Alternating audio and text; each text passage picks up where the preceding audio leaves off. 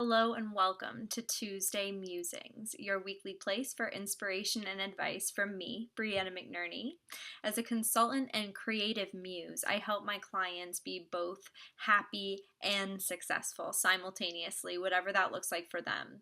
I show my clients how to get back to the basics when they feel like they've been losing their spark or losing themselves, and I can also help people create results for themselves when they feel like they've been working towards a goal for a while and kind of stuck, spinning their wheels. Even though they're doing all the right things, they're not quite getting the results that they want.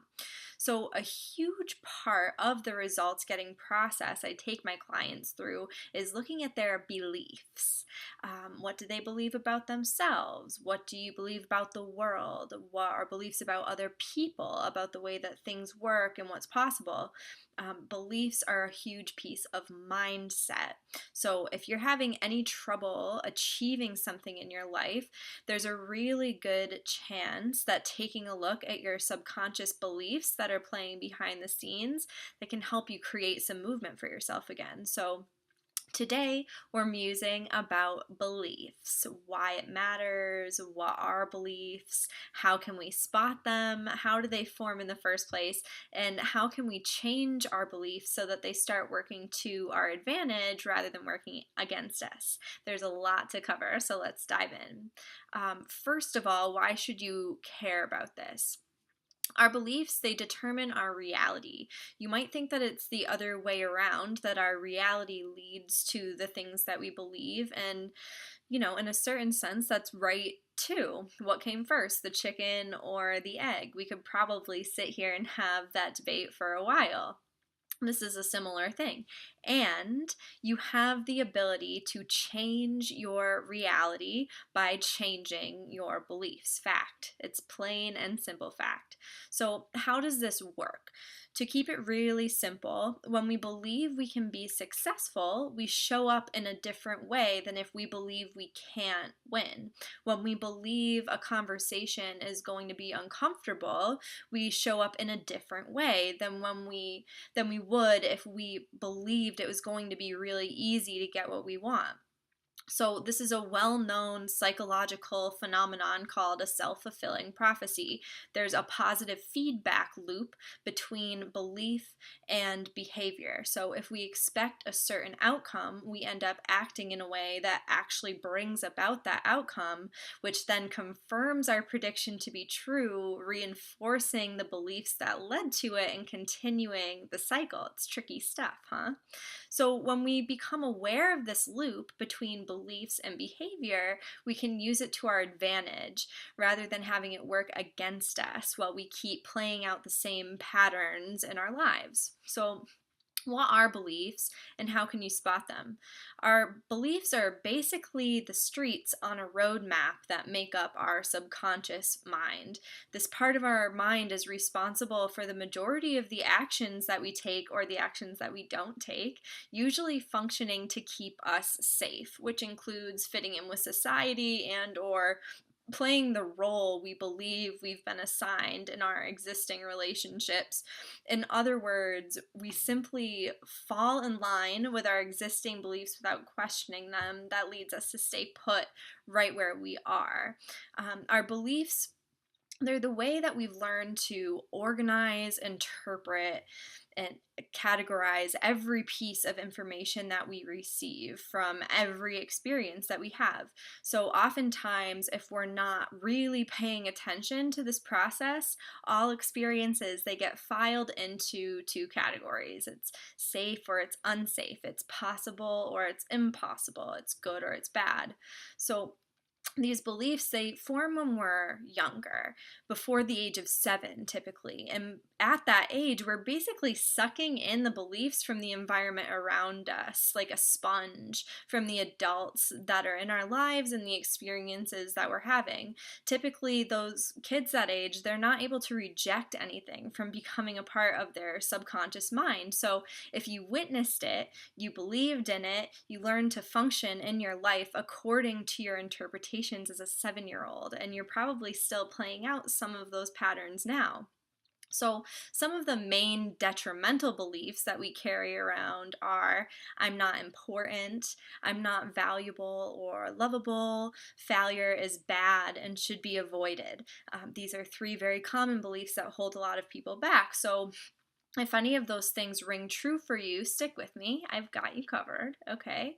The good news is you're not 7 anymore, so I officially invite you to build some new, more empowering beliefs for yourself as the capable and ambitious adult that you are, so that you can create changes in your life. Take these steps to make it happen. So, first, you have to become aware of your beliefs and observe how they're playing out for you and impacting your life and the way that you make decisions. So, a big hint here is that any extreme statements that are like all or nothing, always or never, black and white, good or bad, or feeling like you only have two choices or one or two choices, you should look closer at that, because there's probably a false belief playing in there. So once you have that belief and you're aware of it, find the origin, trace it back. So trace it to the earliest time you can remember when you learned that belief to be true in your life. What event or person sparked that belief for you? How did you interpret it back then? What decision did you make that's guided your actions ever since? Step 3, explore other possible interpretations. Now that you're an adult, you have access to more interpretations that you weren't aware of as a 7-year-old. It can be very helpful to have assistance with this part. It's really hard to see the forest through the trees.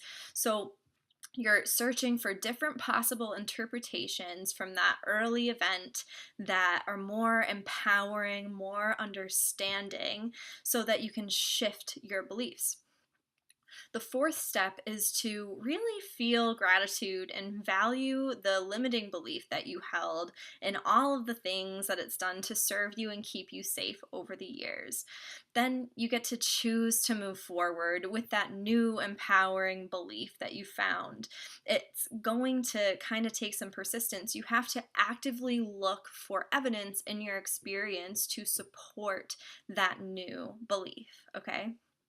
And step 5 is very important. It's really what makes or breaks this whole process. You have to start living from a place of that belief, always conjuring up the feeling of for yourself that that belief elicits for you, the new one, the new empowering one, feeling it in your body and taking actions from that place. So like, if the new belief is that you are important and the old belief was that you weren't important, what would it feel like for you to know that you were very important and that you were contributing something important to the world? Just feel what that would feel like, hypothetically speaking, if it were true, okay?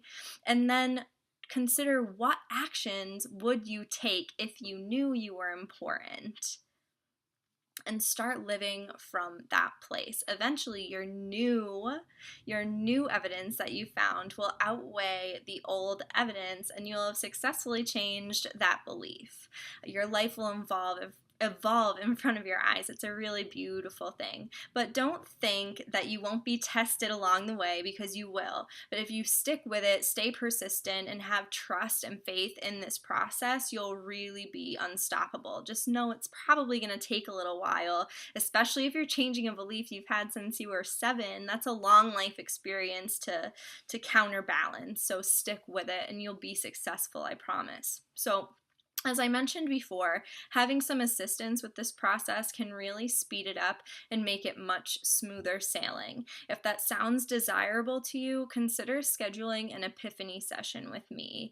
It'll only take us an hour. We'll identify what's holding you back, maybe some of these false beliefs, and we'll implement some shifts that will create momentum in your life right away. So just send me a message if that's interesting to you. We'll get you all hooked up with that, and make sure, as always, to leave your comments below. I would love to hear what you think.